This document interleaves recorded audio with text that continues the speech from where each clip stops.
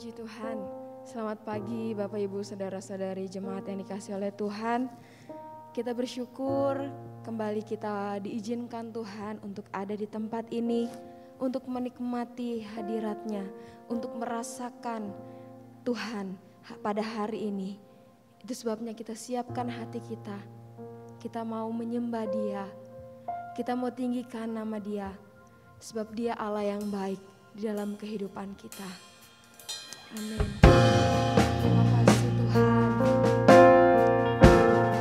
Dia Allah yang suci. Dia Allah yang kudus. Haleluya.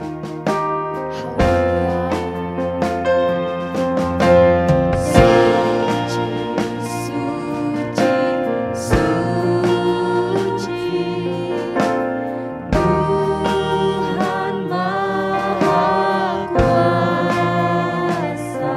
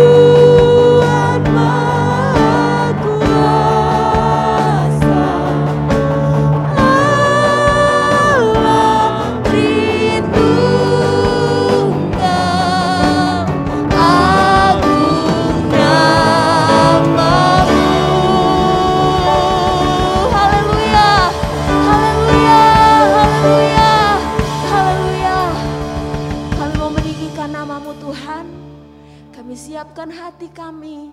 Kami siapkan seluruh kehidupan kami untuk diberkati oleh Tuhan pada hari ini. Kami siap memuji, memuliakan nama Tuhan. Hanya di dalam nama Tuhan Yesus Kristus. Haleluya. Amin. Puji Tuhan. Dia Allah yang luar biasa. Amin. Dia Allah yang begitu baik dalam kehidupan kita. Mari sama-sama kita menyatakan pujian kita. Haleluya. Terima kasih Tuhan.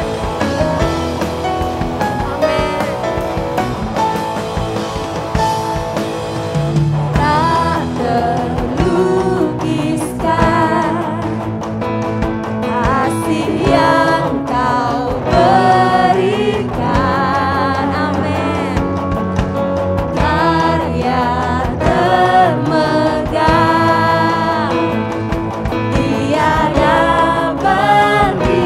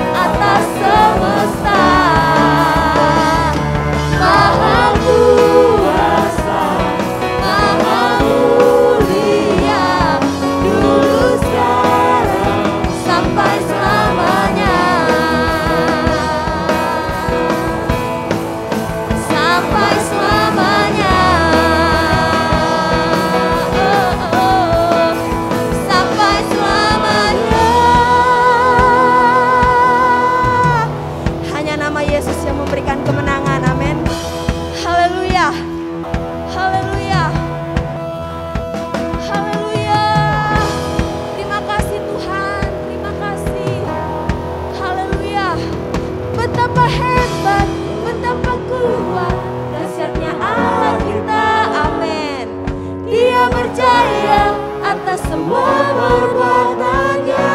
Haleluya. Betapa hebat, betapa kuat, dahsyatnya Allah kita. Dia bernama siapa? Dia ternama Yesus Raja segala raja. Tuhan Allah kita. Amin. Haleluya. Haleluya. Haleluya. Katakan berkuasa di bumi di surga. Berkuasa di bumi di surga.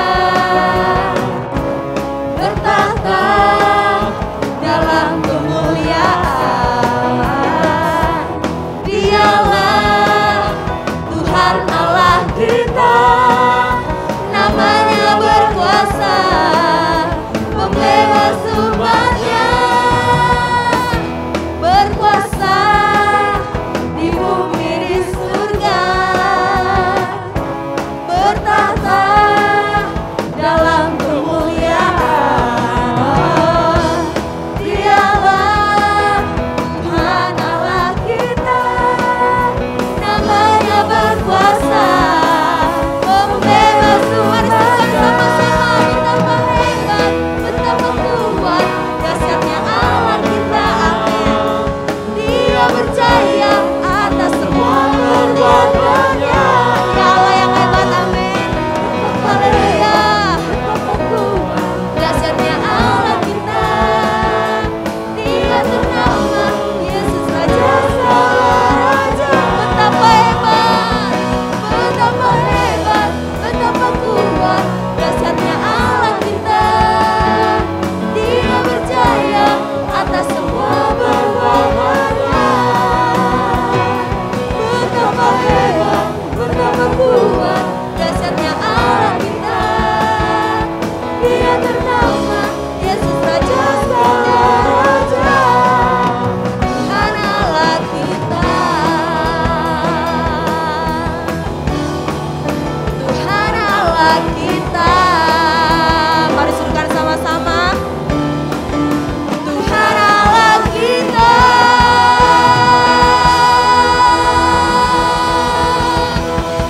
Haleluya. Silakan duduk jemaat Tuhan. Haleluya. Saat keadaan tidak menentu, saat dunia mengecewakan, hanya nama Yesus yang pasti di dalam kehidupan kita. Hanya Yesus yang memberikan kepastian bagi setiap kita. Terima kasih Tuhan. Saat tiada jalan,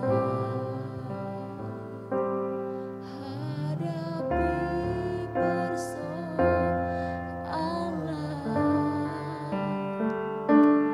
Yesus ada di amin. Dan memberiku jawaban.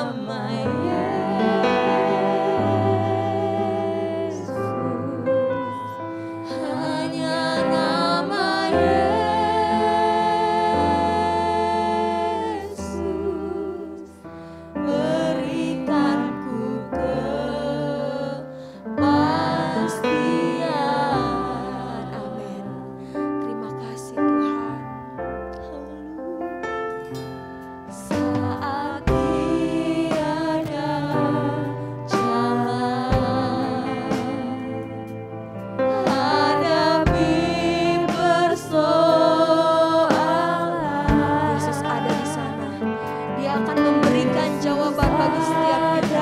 Amin. Terima kasih Tuhan. Dan memberiku jawaban pahitnya kenyataan dan tak mampu bertahan.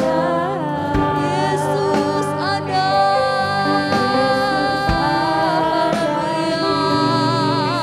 Haleluya. Dan memberiku Hanya nama Yesus, hanya nama Yesus,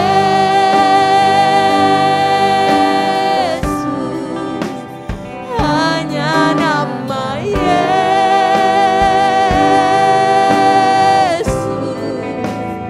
hanya nama Yesus berikanku pengharapan.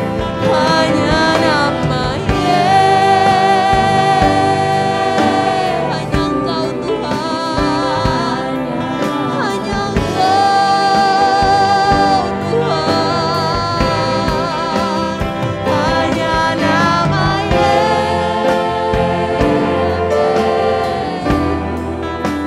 berikanku kepastian. Hanya nama Yesus, hanya nama Yesus, hanya Yesus, hanya Yesus, hanya nama Yesus, berikanku pengharapan.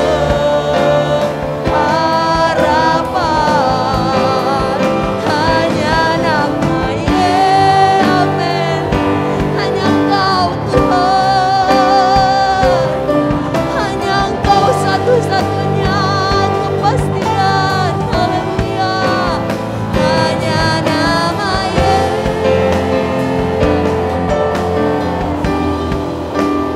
Berikanku kepastian.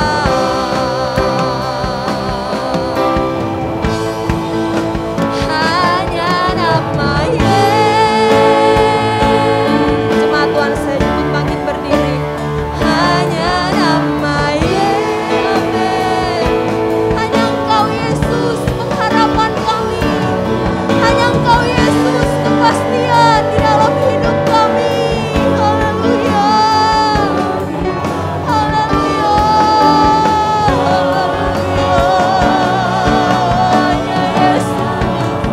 Hanya Yesus, hanya Yesus, tidak ada yang lain, hanya Yesus. Haleluya,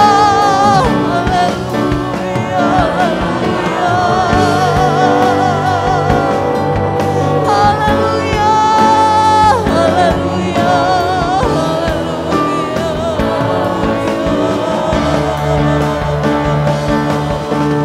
haleluya, sembah Dia. Hanya Dia kepastian, hanya Dia sumber pengharapan, hanya Dia satu-satunya yang dapat kita percaya. Hanya Yesus, hanya Yesus, hanya Yesus segalanya. Engkau segalanya, Engkau segalanya, Engkau segalanya. Yesus, tidak ada yang lain selain Engkau. Tidak ada yang dapat memberikan kepastian selain Tuhan. Kami aman di dalam Engkau, kami kuat karena Engkau Tuhan. Yesus, hanya Engkau kepastian bagi kami Tuhan. Haleluya, haleluya, haleluya.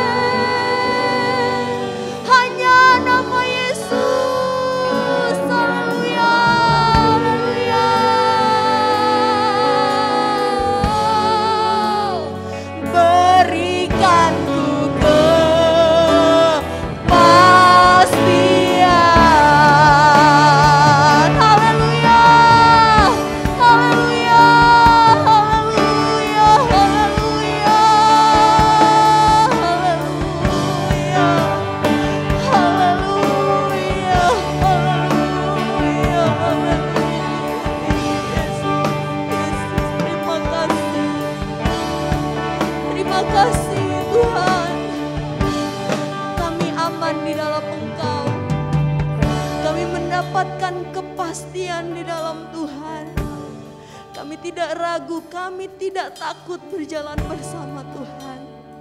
Terima kasih Tuhan.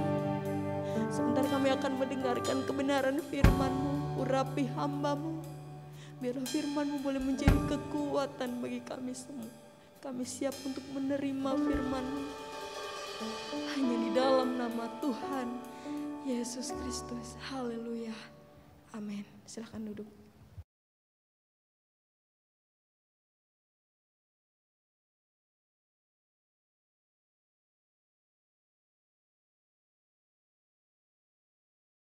Haleluya. Kita percaya Tuhan ada bersama dengan kita pagi hari ini. Amin. Haleluya. 3 hari lagi kita akan memperingati hari kemerdekaan negara kita yang kita kasih ke-77. Bebas dari penjajah. Dan benar-benar negara ini menjadi milik bangsa Indonesia. Demikian juga dengan kita. Semua kita sudah dimerdekakan dari dosa. Oleh karena Kristus telah memerdekakan kita. Maka kita bukan milik kita lagi, tapi kita milik Kristus. Dan Tuhan ingin supaya kita benar-benar terikat kepada Dia. Amin. Dia ada bersama kita pagi hari ini. Dia Tuhan segala Tuhan. Dia Raja segala Raja. Dan Dia pasti akan datang kembali menjemput saudara dan saya. Dan semua orang yang terus mau menjadi pelaku firman-Nya. Tema khotbah hari ini, Minggu 14 Agustus 2022. Bersyukur bukan karena kondisi. Bersyukur bukan karena kondisi. Apa maksudnya? Bersyukur bukan karena kondisi.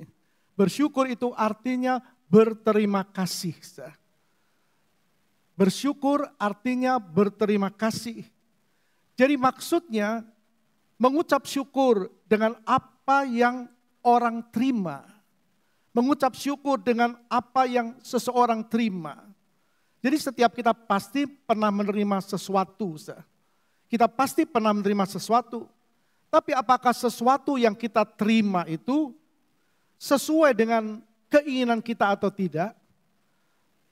Pasti kita pernah menerima sesuatu, tapi apakah sesuatu yang kita terima itu sesuai dengan keinginan kita atau tidak?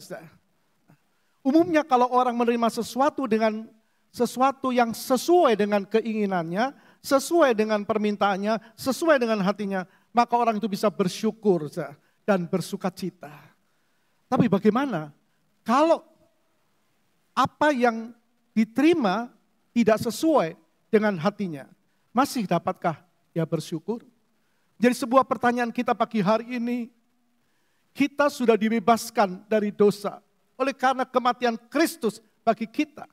Kita bukan milik dunia, tapi kita milik Kristus. Apa yang ada di dunia ini, Tuhan izinkan kita hidup di dunia ini. Bukan terikat dengan apa yang ada di dunia ini. Sebab kita punya tempat yang mulia kelak di surga untuk selama-lamanya.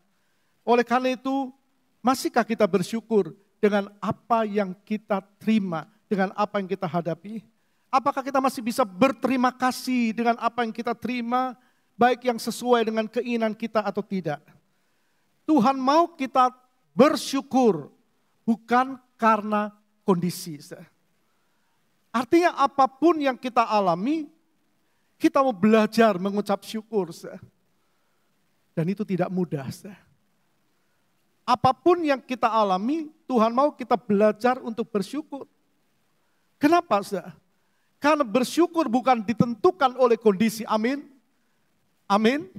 Karena bersyukur bukan ditentukan oleh kondisi, tapi bersyukur karena kita masih ada sampai hari ini. Tepuk tangan bagi Tuhan. Bersyukur karena kita masih ada sampai hari ini. Tentu karena Tuhan. Karena itulah Tuhan kehendaki kita mengucap syukur dalam segala hal. Sesuai dengan firman-Nya dalam 1 Tesalonika 5 ayat yang ke-18 berkata, mengucap syukurlah dalam segala hal. Mengucap syukurlah dalam segala hal. Sebab itulah yang dikehendaki Allah di dalam Yesus Kristus bagi kamu. Kita sudah ada di dalam Kristus.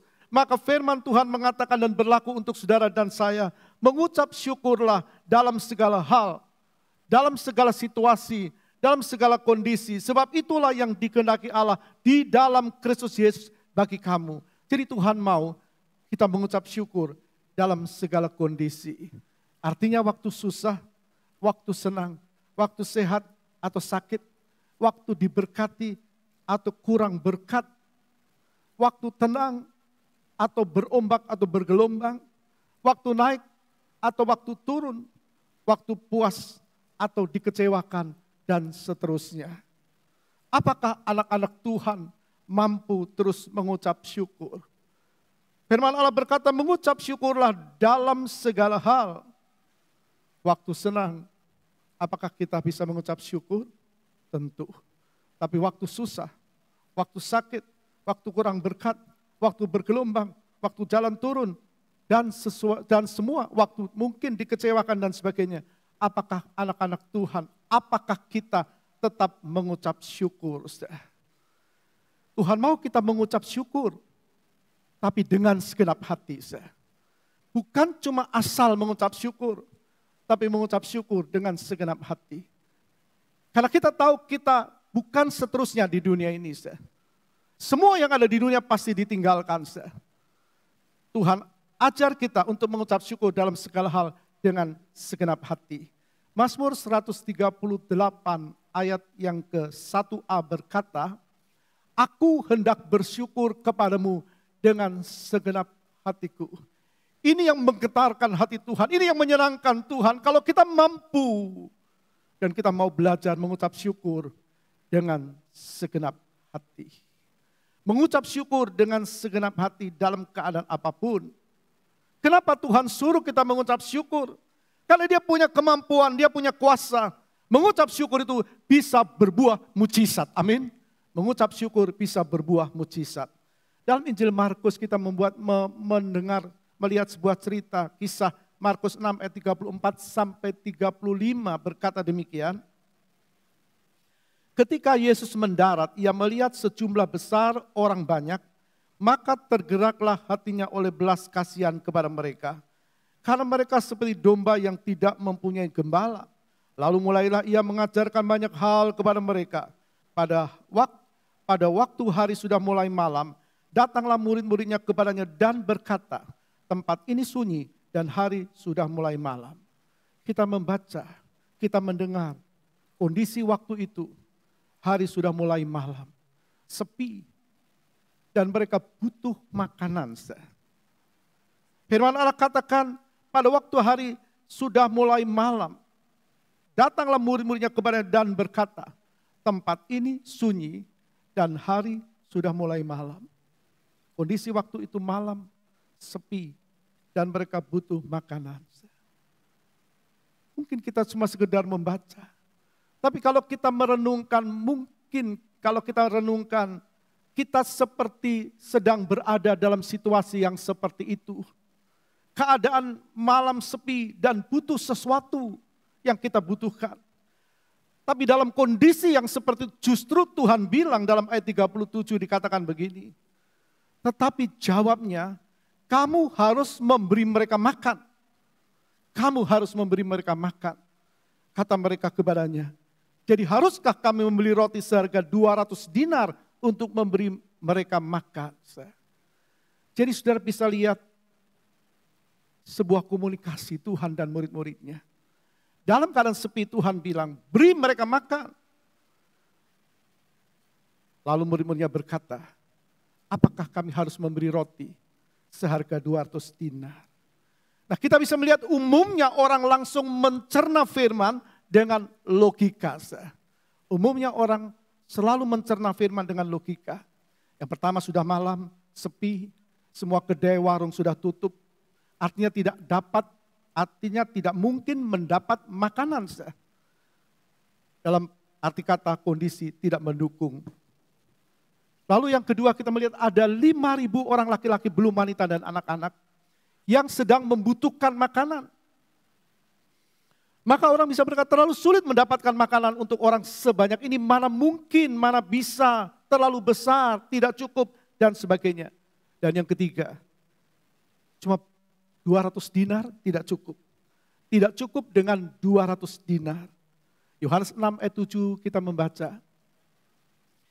Jawab Filipus kepadanya, roti seharga 200 dinar tidak akan cukup untuk mereka ini. Sekalipun masing-masing mendapat sepotong kecil saja. tidak cukup. Mungkin kita alami atau ada orang-orang di sekitar sedang alami seperti ini. Tidak cukup untuk hidup sehari-hari. Mungkin orang berkata pas-pasan, mana cukup, mana mungkin. Logika bisa berkata seperti itu. Hanya ada 5 roti dan 2 ekor ikan. Satu jumlah yang kecil dibanding dengan 5.000 orang. Sering kita membandingkan kebutuhan kita dengan apa yang kita miliki. Tapi selama firman Tuhan dibenturkan dengan logika, mujizat sulit terjadi. Selama dibenturkan dengan logika, selama kita berlogika dan membenturkan firman, maka mujizat sulit terjadi. Mungkin kita sedang hadapi, mungkin ada yang sedang menghadapi persoalan-persoalan hidup seperti hari sudah malam, warung sudah tutup, kedai, kampung sudah sepi. Mana bisa, mana mungkin, tidak ada jalan keluar. Cuma 5 ketur roti dan 2 ekor ikan. Semua jalan seperti tertutup. Kalau engkau alami seperti ini, tengadah ke atas, ada jalan terbuka, amin. Tepuk tangan bagi dia, ada jalan terbuka. Mungkin ada yang menghadapi persoalan keluarga, rumah tangga, kesehatan. Dokter mungkin angkat tangan, pekerjaan, sedang hadapi jalan buntu. Tidak ada jalan keluar, dan sebagainya. Kita membaca firman, 1 Raja-Raja 17 ayat yang ke-12 berkata, perempuan itu menjawab, demi Tuhan Allahmu yang hidup, sesungguhnya tidak ada roti padaku sedikit pun, kecuali segenggam tepung dalam tempayan dan sedikit minyak dalam buli-buli. Dan sekarang aku sedang mengumpulkan 2-3 potong kayu api.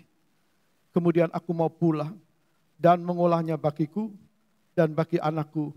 Dan setelah kami memakannya, maka kami akan mati. Sekali lagi, biasanya orang kalau dihadapkan dengan persoalan dan masalah, yang muncul pertama pasti logika. Janda ini bisa berkata, hidup sudah tipis pas-pasan. Enggak tahu besok mau makan apa. Seperti janda Sarfat ini, dia berkata, kalau aku makan besok pasti aku dan anakku akan mati. Nah, kalau janda Sarfat ini terus berlogika, maka ia dan anaknya pasti mati. Karena tepung itu diolah, dimakan, habis. Kita punya logika. Karena dia ciptakan kita punya logika. Tapi Tuhan mau kita tidak berlogika dengan firman. Tapi kita belajar mengimani firman. Belajar imani firman. Untuk apa yang janda ini miliki. Pertama dia olah dan berikan kepada Elia. Ada di tangan Elia sebagai nabi yang diutus oleh Tuhan. Elia adalah kepanjangan tangan Tuhan. Dan mujizat benar-benar terjadi. Ayat 15 berkata, lalu pergilah perempuan itu dan berbuat seperti yang dikatakan Elia. Maka perempuan itu dan dia serta anak perempuan itu mendapat makan beberapa waktu lamanya. Saya yakin firman Tuhan tidak berubah. Firman Tuhan ya dan amin. Firman Tuhan untuk saudara dan saya. Tepuk tangan bagi dia. Sembah dia, muliakan dia. Mengucap syukur bukan karena kondisi. Mengucap syukur bukan karena kondisi akan berbuah mujizat. Mujizat terjadi kalau ada di tangan Yesus. Mujizat terjadi kalau ada di tangan dia. Hidup kita milik dia. Kita sudah dimerdekakan dari penjajahan dosa. Kita milik dia, harus ada di tangan dia. Dalam Markus 6 ayat 41 berkata, dan setelah ia mengambil 5 roti dan 2 ikan itu, ia menengadah ke langit dan mengucap berkat. Lalu memecah-mecahkan roti itu dan memberikannya kepada murid-muridnya. supaya dibagi-bagikan kepada orang itu. Begitu juga dengan kedua ikan itu dibagi-bagikannya kepada mereka. Barulah mujizat terjadi setelah ada di tangan Tuhan. Menjadi pertanyaan kita sudah ditebus. 1 Korintus 6 ayat 20. Kita bukan milik kita, tapi miliknya Yesus. Adakah kita mau serahkan hidup ini kepada Tuhan? Apakah terlalu sulit Tuhan menolong kita hanya untuk masalah yang ada di dunia ini? Sedangkan Dia mampu membawa kita ke sorga, ada jaminan keselamatan di dalam Dia. Selama ada di tangan kita, itu artinya kita masih berusaha dengan kekuatan kita sendiri. Harus ada di tangannya Tuhan. Harus dibawa kepada Tuhan. Ayat 42 berkata, dan mereka semuanya makan sampai kenyang, 5 roti dan 2 ikan, mengenyangkan 5.000 orang laki-laki dan belum perempuan dan anak-anak. Kalau kita melihat ini, kita berkata Tuhan luar biasa. Dia lebih besar dari persoalan yang kita sedang alami. Dan dampak mengucap syukur adalah puas dengan Tuhan. Orang tidak pernah puas kalau dengan kekuatan diri, keinginan diri. Tapi orang akan mengucap syukur dan puas dengan Tuhan. Orang yang puas dengan Tuhan tidak kekurangan jalan keluar. Orang yang puas dengan Tuhan tidak akan kekurangan berkat. Ayat 43. Kemudian orang mengumpulkan potongan-potongan roti 12 bakul penuh. Selain daripada sisa-sisa ikan. Apa yang Tuhan buat selalu ada lebihnya. Amin. Apa yang Tuhan buat selalu ada sisanya. Kalau kita melihat yang perlu makan 5.000 orang laki-laki dan wanita dan anak-anak. 5 roti dan 2 ikan masih ada sisanya. Jadi apa yang kita dengar, apa yang kita lihat pagi hari ini. Apapun besarnya keperluanmu. Dia lebih besar dari persoalan kita. Tepuk tangan bagi Dia. Muliakan Tuhan. Sembah Dia. Jadi kita melihat di sini, Tuhan suruh kita mengucap syukur, bukan karena kondisi. Kita lihat beberapa contoh para saleh Tuhan yang bersyukur dalam segala kondisi. Yang pertama, Nabi Habakuk. Nabi Habakuk.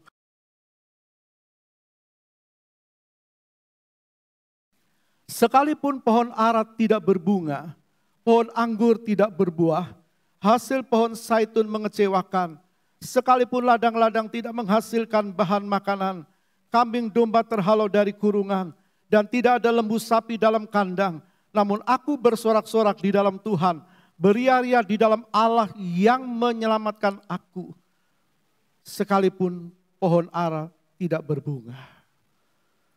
Pohon ara bagi orang Yahudi melambangkan kesejahteraan dan kemakmuran. Nah kalau sampai tidak berbunga, ya berarti tidak berbuah. Kalau tidak berbuah, berarti tidak ada hasil. Artinya hidup dalam kekurangan. Tuhan izinkan Habakuk alami seperti ini, hidup dalam kekurangan. Ada 3 macam buah ara di Israel. Yang pertama buah ara musim kemarau. Buah ara musim kemarau atau buah ara paling akhir. Jadi buah ara ini muncul sampai musim dingin tiba. Sesudah musim dingin, buah ara ini sudah tidak ada lagi. Itu buah ara yang pertama. Lalu buah ara yang kedua, buah ara hijau atau buah ara musim dingin. Jadi buah ara ini ada pada musim dingin. Ada buah ara musim kemarau, kemudian lanjut buah ara musim dingin. Buah ara ini belum masak tapi keburu musim dingin tiba. Buahnya kecil tidak bisa berkembang, gampang gugur karena tiupan angin. Lalu buah ara yang ketiga ini buah ara bungaran. Buah ara bungaran ini masak sebelum musim kemarau. Ini buah ara yang paling digemari karena segar, enak, dan tahan lama. Kita membuka Yesaya pasal 28 ayat 4b. Nasibnya akan seperti nasib buah ara yang masak duluan sebelum musim kemarau. Baru saja dilihat orang terus dipetik dan ditelan. Orang paling suka cari buah ara ini. Dicari, kita baca ayat 3 di Yesaya pasal Yeremia 24. Yeremia 24 ayat 3. Lalu berfirmanlah Tuhan kepadaku, apakah yang kau lihat hai Yeremia? Maka jawabku, buah ara. Buah ara yang baik itu sangat baik. Dan buah ara yang jelek yang tak dapat dimakan karena jeleknya. Buah ara yang seperti ini sebenarnya yang diharapkan oleh Nabi Habakuk. Buah ara bungaran, dia berharap buah ara ini menghasilkan buah. Tapi ternyata tidak ada buahnya. Jangankan buahnya, bunga saja tidak terlihat. Maka Habakuk berkata, sekalipun pohon ara tidak berbunga. Bunga saja tidak, apalagi berbuah. Kadang-kadang Tuhan izinkan yang kita inginkan. Jangankan terima apa yang kita inginkan. Baru ujungnya kita tidak lihat. Apalagi utuhnya. Kalau kita melihat di sini, Tuhan benar-benar izinkan Habakuk alami kekurangan. Dia berkata, meskipun pohon ara tidak berbunga, meskipun pohon zaitun mengecewakan. Dia berkata, meskipun pohon zaitun mengecewakan. Ini pohon zaitun yang bisa tumbuh di sana sampai kira-kira 6 meter. Batangnya berbelit. Salah satu pohon paling berharga bagi orang Israel. Buahnya ini buah zait bisa ditumbuk dan mengeluarkan minyak untuk penerangan. Dan usianya bisa ratusan tahun. Itu pohon zaitun. Maka pohon zaitun ini buahnya melambangkan kedamaian. Daunnya melambangkan kedamaian. Kejadian 8 ayat 11. Menjelang waktu senja, pulanglah burung merpati itu mendapatkan Nuh. Dan pada paruhnya dibawanya selai daun zaitun yang segar. Dari situlah diketahui Nuh bahwa air itu telah berkurang dari atas bumi. Membuat Nuh tahu kalau banjir sudah mulai surut. Karena ada daun zaitun di paruh burung merpati itu. Jadi Nuh tahu waktu dia di dalam kapal dia lepaskan seekor burung merpati dan kembali dengan daun zait di paruhnya. Nuh berkata, oh Tuhan sudah berhenti murka. Pohon zaitun mulai tumbuh. Ada kedamaian. Jadi pohon zait ini melambangkan kedamaian. Juga melambangkan kebahagiaan. Mazmur 128 kita baca ayat yang ketiga. Istrimu akan menjadi seperti pohon anggur yang subur di dalam rumahmu. Anak-anakmu seperti tunas pohon zaitun sekeliling mejamu. Artinya ada ketentraman, kebahagiaan dalam keluarga. Anak-anakmu seperti tunas pohon zaitun sekeliling mejamu. Tapi ternyata apa yang Habakuk inginkan tidak sesuai dengan keinginannya. Tuhan izinkan Nabi Habakuk alami seperti itu. Pohon ara tidak berbunga, pohon zaitun mengecewakan. Tidak lagi menjadi harapan. Kita bisa dalam pengertian orang-orang yang alami seperti ini. Tidak ada kedamaian keluarga, mungkin karena kenakalan anak-anak dan sebagainya. Tapi kembali kepada firman Tuhan. Dalam kondisi seperti ini, apa yang ada dalam diri Habakuk? Mengapa Habakuk bisa mengandalkan Tuhan? Mengapa? Karena sekarang dia bertumpu bukan pada kondisi dan apa yang dia alami, dia tidak bertumpu. Mungkin ada orang yang Tuhan izinkan alami kekurangan. Atau alami tidak suka cita. Padahal dia lakukan yang benar di mata Tuhan. Mungkin ada keluarga, dalam satu keluarga ada orang-orang yang membuat keluarga tidak bahagia. Seperti kambing domba. terhalau dari kurungan. Tidak ada sukacita, pohon anggur tidak berbuah, tidak ada damai dan sebagainya. Pekerjaan yang diharapkan mendatangkan keuntungan sepertinya hilang. Ladang-ladang tidak menghasilkan bahan makanan. Kambing domba terhalau dari kurungan. Tidak ada lembu sapi dalam kandang. Tapi kenapa Nabi Habakuk bisa berkata, aku bersorak-sorai bagi Tuhan. Kenapa? Saya juga bertanya, kenapa Tuhan? Dalam kondisi seperti itu Habakuk bisa bersorak-sorai untuk muliakan nama-Mu. Kenapa Habakuk imannya kuat? Kenapa? Mengapa dia tidak tinggalkan Tuhan? Ada banyak orang alami kondisi lalu tinggalkan Tuhan dan kecewa sama Tuhan. Tapi kenapa Habakuk tidak kecewa sama Tuhan? Kenapa? Karena Habakuk tidak bertumpu pada kondisi. Kalau dia tidak bertumpu pada kondisi, apakah dia tahu-tahu tidak bertumpu pada kondisi? Yang kita baca Habakuk berkata, aku bersorak-sorai. Dia tidak bertumpu pada kondisi meskipun dikatakan kandang sapi tidak ada, lembu sapi tidak ada dan sebagainya. Apa dia tahu-tahu dia bisa seperti itu? Tidak. Melalui pelatihan, Allah melatih Habakuk untuk bersyukur. Tuhan juga latih saudara dan saya untuk bersyukur. Seorang yang terus bertumbuh pada keadaan, seorang yang bertumbuh pada kondisi tidak dapat bersyukur. Tidak dapat bersyukur. Kita bersyukur bukan karena keadaan. Kita bersyukur karena Allah ada dalam keadaan apapun. Amin. Kita bersyukur bukan karena keadaan, tapi kita bersyukur karena Allah ada dalam keadaan apapun. Habakuk tidak menggerutu, tidak kecewa, tidak marah sama Tuhan. Waktu dia mulai bertumpu kepada Tuhan dan bukan kepada keadaan. Sehingga dia berkata dalam ayat 18, namun aku akan bersorak-sorai di dalam Tuhan, beria-ria di dalam Allah yang menyelamatkan aku. Luar biasa kalimat ini meluncur dari seorang Habakuk. Bukan cuma sekedar kita dengar dan baca.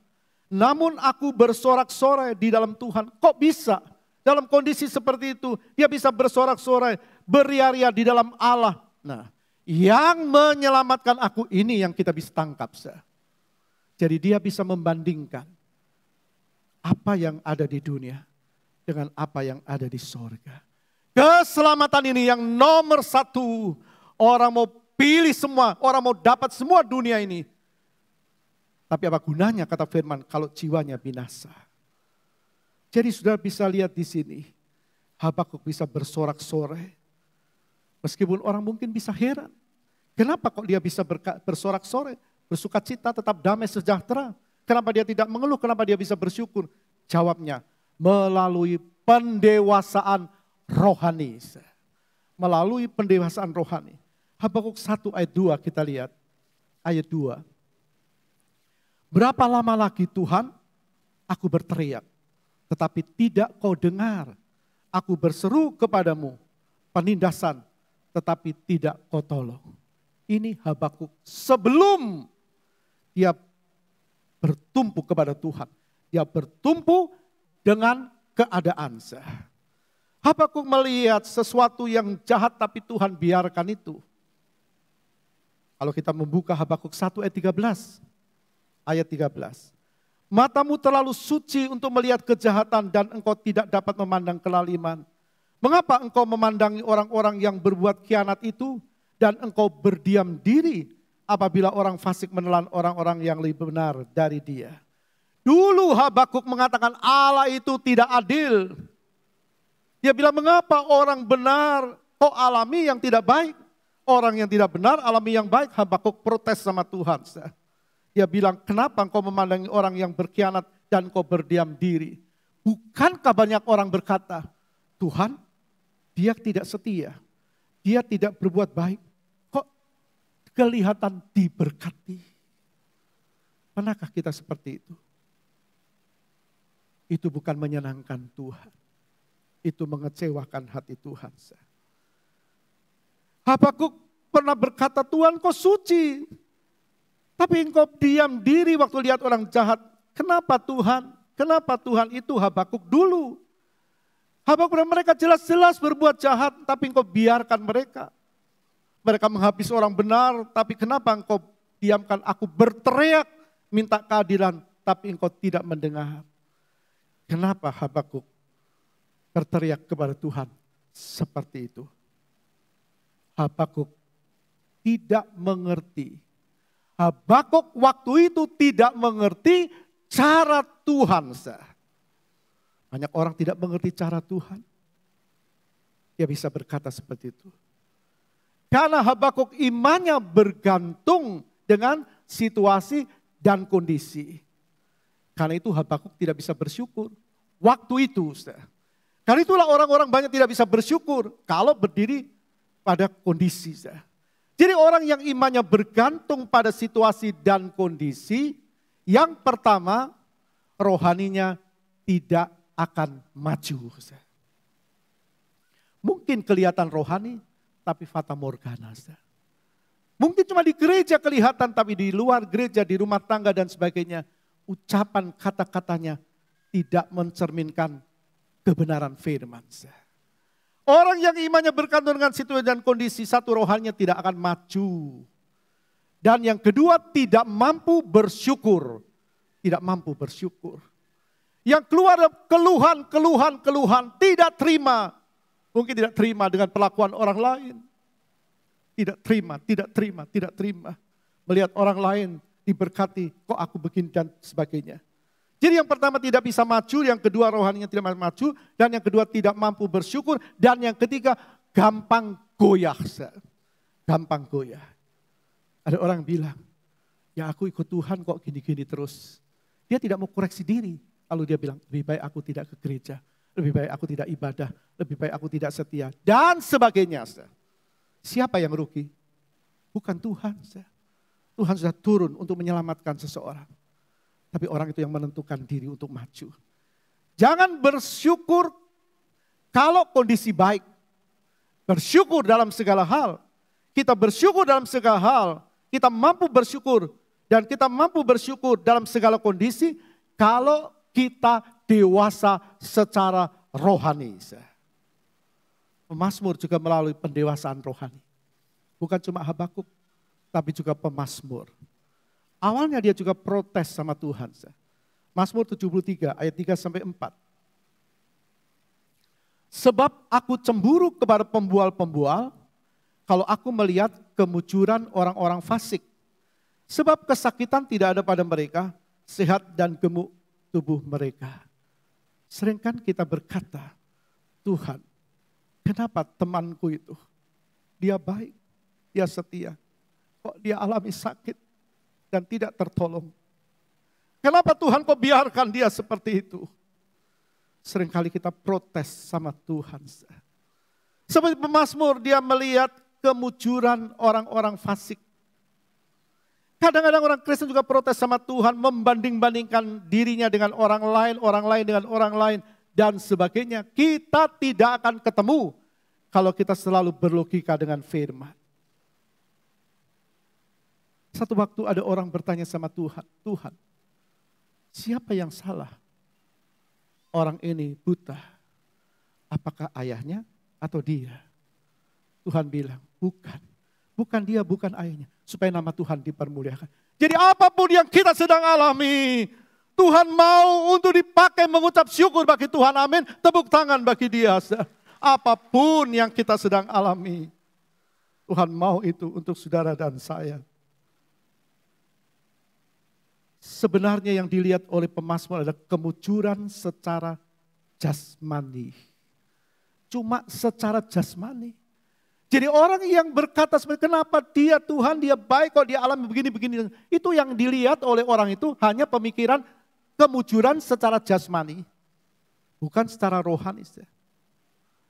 Kalau baik, sehat, kaya, tidak kekurangan, dan sebagainya. Oh dia anak Tuhan yang baik. Tidak. Kita tidak selamanya di dalam dunia ini. Pemazmur tidak mampu melihat sisi rohani. Banyak orang Kristen terjebak dengan pemahaman seperti ini. Tuhan tidak adil, kok aku alami seperti ini? Iya kok alami, kan dia setia dan sebagainya. Coba baca ayat 10. Ayat 10 berkata, sebab itu orang-orang berbalik kepada mereka, mendapatkan mereka seperti air yang berlimpah-limpah. Jadi sudah lihat paham-paham seperti banyak pengikut-pengikutnya. Tapi kedewasaan rohanilah yang membuat pemazmur bisa mengerti. Dia bisa tahu, dia bisa melihat. Sampai satu waktu pemazmur bisa lihat orang yang cuma berhasil dari sisi jasmani, tidak sisi rohani. Ayat 19. Betapa binasa mereka dalam sekejap mata, lenyap habis oleh karena kedahsyatan. Pemazmur melalui pendewasaan rohani. Dia mampu melihat akhir dari orang-orang yang tidak benar di mata Tuhan. Jadi firman Tuhan berkata, apa gunanya memperoleh seluruh isi dunia jika jiwanya binasa? Kita sudah lihat Habakuk. Kita mau lihat orang-orang yang tahu dan mengerti. Kita juga melihat pemazmur. Kita mau lihat sekarang Daud. Mazmur 27 ayat 10. Sekalipun ayahku dan ibuku meninggalkan aku, namun Tuhan menyambut aku. Sekalipun ayahku dan ibuku meninggalkan aku.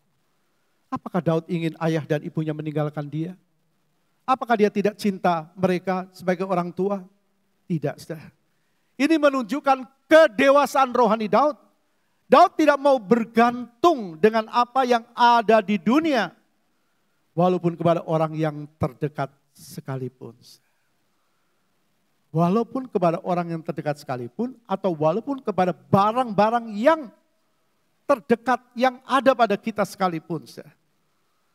Kita bisa melihat Habakuk. Mengapa Daud bisa memiliki pengertian seperti itu? Karena ketergantungannya bukan kepada apa yang ada di dunia ini. Apa kita tidak perlu makan minum? Perlu. Kita tidak perlu pakaian rumah? Perlu. Kita tidak perlu kendaraan? Perlu. Apa kita tidak perlu uang? Perlu. Tapi itu sarana di mana Tuhan memperlengkapi kita untuk hidup sementara di dunia ini. Jadi Daud ketergantungannya bukan kepada apa yang ada di dunia ini. Daud hanya bergantung kepada Tuhan. Ini yang disebut dewasa secara rohani. Orang yang dewasa secara rohani. Orang yang dewasa secara rohani. Dia tidak bergantung dengan kondisi dan situasi. Mari kita belajar dan terus menjadi dewasa rohani. Karena dia sudah merdekakan kita. Kita mau hidup sesuai dengan firman-Nya. Tuhan berkati kita. Mari kita bangkit berdiri. Kita nyanyikan pujian kita semua yang terjadi dalam hidupku. Kita bangkit berdiri. 3 hari lagi kita memperingati kemerdekaan negara kita yang kita kasih ke-77. Kita sudah merdeka. Mari kita sama-sama teriak merdeka 3 kali, lalu kita bertepuk tangan. Sebelum kita menyanyikan pujian semua yang terjadi di dalam hidupku. Sekali lagi kita berkata merdeka 3 kali dengan suara keras 3 kali, lalu kita bertepuk tangan. 2, 3. Merdeka, merdeka, merdeka.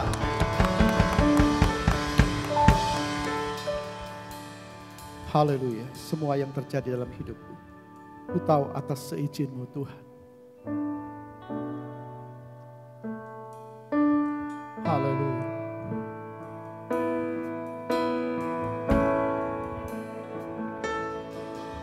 Semua yang terjadi di dalam hidupku, ku tahu atas seizin-Mu Tuhanku.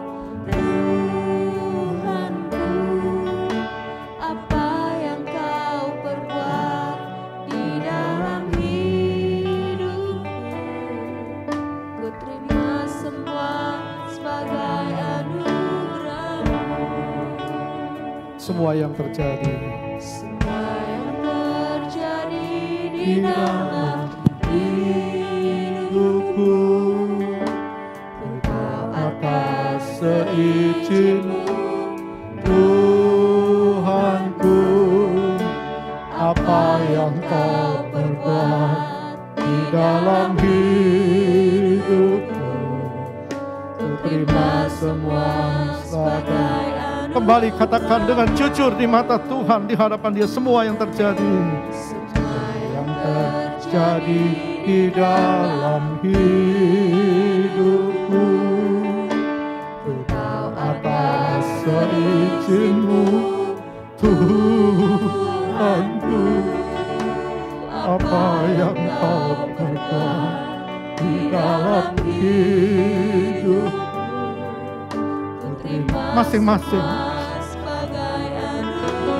masing-masing katakan semua yang terjadi, semua yang terjadi di dalam. Taruh tangan kananmu di dadamu. Atas seizin Tuhanku, apa yang Kau perbuat di dalam hidupku, ku terima sekali lagi semua yang terjadi, semua yang terjadi di dalam hidupku, ku tahu atas seizin-Mu, Tuhanku. Apa yang Kau perbuat di dalam hidupku, ku terima semua. Ibu Gembala akan berdoa. Ku bersyukur Tuhan, katakan. Ku bersyukur Tuhan, ku semua yang ku alami. Ku bersyukur Tuhan, Kau beriku kekuatan. Ibu Gembala, percaya Engkau selalu besertaku, tak akan tinggal. Mari terus katakan di hadapan Tuhan. Ku bersyukur Tuhan, semua yang ku alami.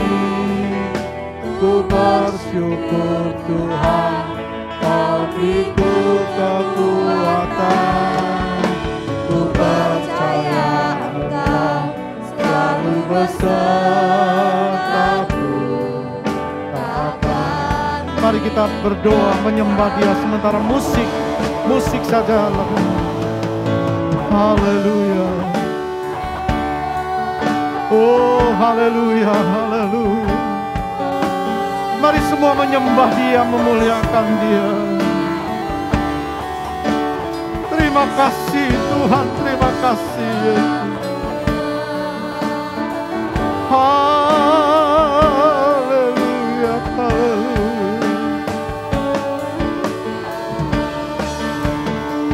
Oh, haleluya. Terima kasih Yesus, terima kasih. Haleluya, haleluya. Mulia nama-Mu, agung nama-Mu.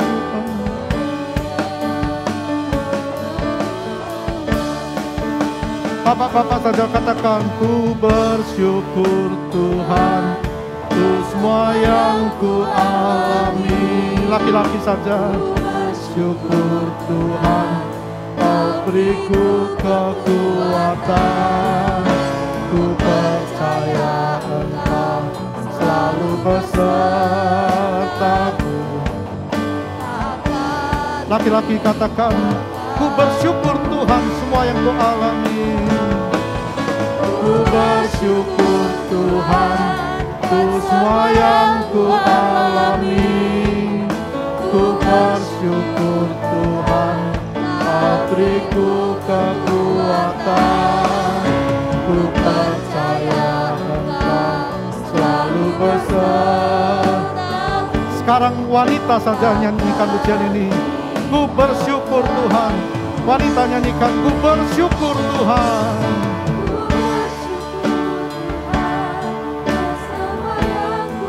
Apakah hanya sekedar pujian? Ataukah benar-benar engkau bersyukur kepada Tuhan dalam segala situasi dan kondisi? Dia ada bersama kita pagi hari ini. Kembali katakan, ku bersyukur Tuhan. Wanita katakan.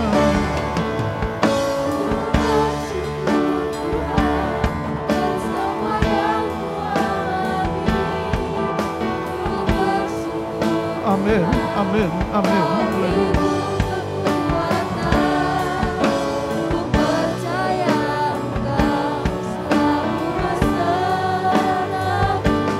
Sekarang pemuda-pemudi engkau katakan, ku bersyukur Tuhan. Pemuda-pemudi, terima kasih. Terima kasih Tuhan, kau lihat pemuda-pemudi bersyukur dengan apa yang mereka sedang hadapi dan alami. Dan pada kekuatan itu,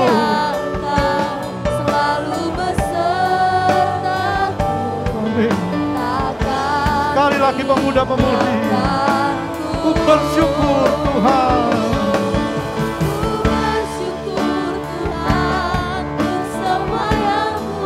Mari semua angkat tangan kananmu.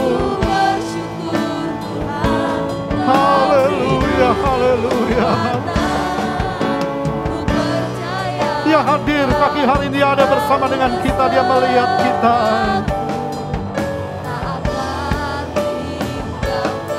Mari semua kembali katakan, ku bersyukur. Bersyukur Tuhan. Amin. Ku bersyukur Tuhan. Beriku kekuatan. Ku percaya Engkau selalu besertaku. Tak akan tinggalkanku.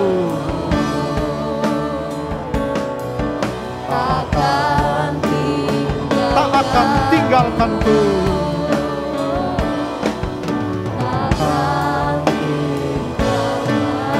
Tepuk tangan bagi dia. Haleluya.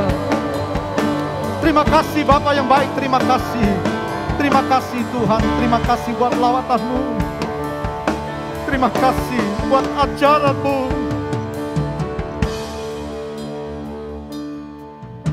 Terima kasih buat tuntunanmu.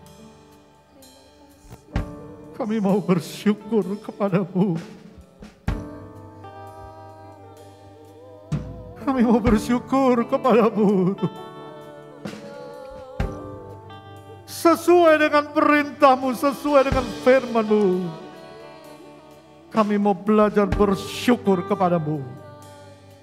Karena kami tahu dengan pasti bersyukur akan menuai mujizat Allah. Segala pujian, hormat, kemuliaan bagi Engkau.